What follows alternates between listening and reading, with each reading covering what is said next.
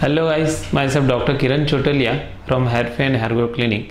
सो आज मैं मेनली बात करने जा रहा हूँ हेयर फॉल, जो बाल झड़ते हैं उसके मेन रीजंस, मुख्य कारण और उनकी कुछ बेसिक टिप्स के जिससे उनको कंट्रोल किया जाए।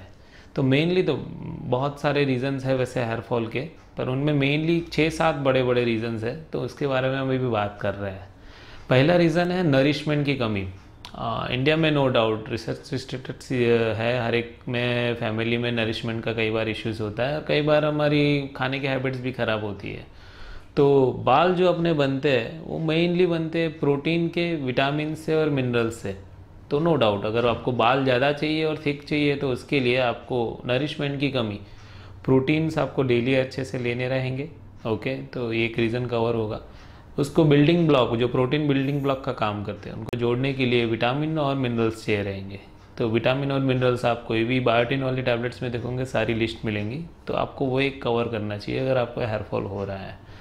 दूसरा रीज़न रहता है हार्मोनल, और आजकल वो बढ़ गया है ड्यू टू जो एकदम बैड हैबिट्स और ख़राब लाइफस्टाइल है, उसकी वजह से डीएचटी जो डायहाइड्रोटेस्टोस्टेरॉन हार्मोन होता है, मेल हार्मोन, उससे काफ़ी मेल्स को मेल पैटर्न बाल्डनेस, से यहाँ तक के बाल जाने का प्रॉब्लम आता है। इवन फीमेल्स भी अभी तो सफ़र करने लगी है, फीमेल्स को भी सेंट्रल पैटर्न और साइड्स में भी बाल जाने लगे, सेम रीज़न से, बिकॉज ऑफ स्ट्रेसफुल लाइफ। तो उसके लिए नो डाउट काफ़ी सारे ट्रीटमेंट्स अभी आ गए हैं। Hair transplant no doubt one of the best है। साथ में भी काफ़ी सारे ट्रीटमेंट्स है। जो हेयर ट्रांसप्लांट तब आता है जब आपके बाल चले गए हो तब, और जब आपके बाल नहीं गए, उनको बचाने या हेयर फॉल हो रहे उनको रोकना है, तो पीआरपी, मिजोथेरापी, लेज़र लाइट थेरापी, ये सारे ट्रीटमेंट्स, ये दूसरा रीज़न कवर अप होता है। ओके, थर्ड कॉमन रीज़न है स्ट्रेस।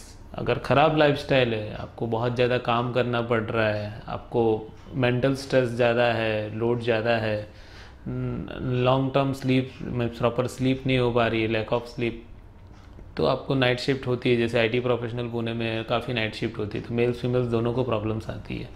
तो स्ट्रेस कम करने के भी काफ़ी सारे तरीके हैं, जैसे कि आप प्रॉपर एक 8 घंटे या 6 घंटे की स्लीप लो, स्लीप पूरी करो। सेकंड, आप एक्सरसाइज, योगा या ऐसा कुछ एक्टिविटी करो, आपके लिए 1 घंटे का दिन में टाइम निकालो, तो वो भी एक अच्छा रहता है। चौथा एक प्रॉब्लम रहता है स्किन और हेयर प्रॉब्लम्स, और जैसे कि सबसे कॉमन है डैंड्रफ। डैंड्रफ से काफ़ी लोगों का हेयर फॉल होता है। किसी को गीला डैंड्रफ होता है जो स्टिक हो जाता है, किसी को ड्राई डैंड्रफ होता है वो निकलता रहता है। डैंड्रफ के लिए वैसे काफ़ी सारे घरेलू नुस्खे भी है, काफ़ी सारे शैम्पूज़ और लोशंस भी मिलते हैं।